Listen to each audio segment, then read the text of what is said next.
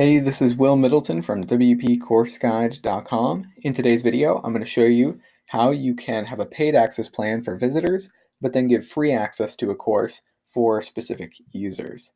So you have a couple ways of doing this. The first way is to manually enroll users, but another great way is to create two access plans.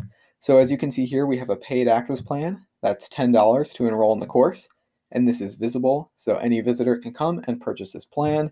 And we also have the free plan.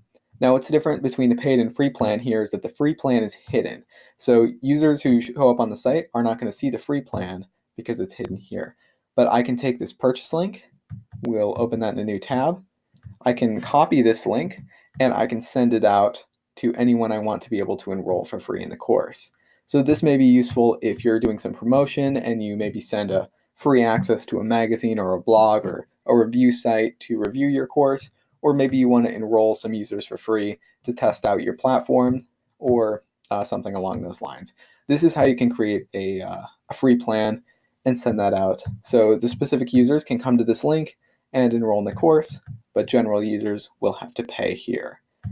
Yeah, that's it for this video. Feel free to drop any suggestions for videos you want to see me do in the future down in the comments below, and I'll see you in the next video.